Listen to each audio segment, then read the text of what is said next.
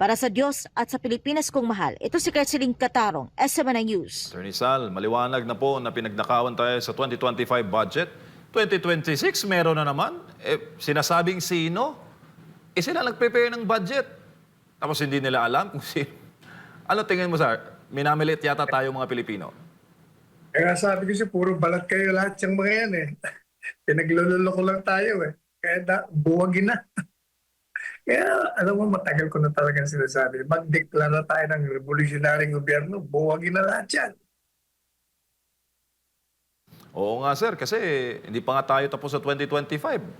Eto na naman, round 2 sa 2026, na para bang hindi sila natatakot sa kanilang mga pananagutan. Parang, kumbagang, na-normalize na yung issue ng corruption na hindi na po by the billions yung threshold, Attorney Sal. By the trillions of pesos na po yung threshold ng corruption.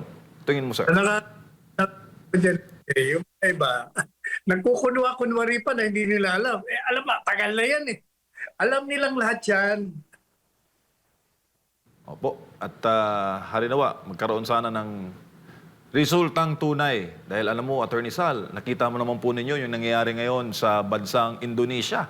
Mainit na mainit po ang mga ganap doon at nag-aaklas ang mga taong bayan. Tinatawag na nga ng Attorney Sal, ng netizens ang nangyayari doon na Indonesian model na maaari kayang i-apply sa Pilipinas. Anong tingin mo, Attorney?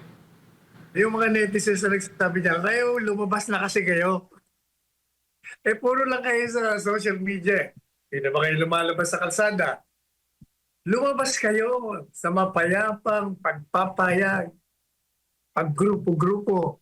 Ayan, magkakaroon ng linaw yung mga hinaing ninyo.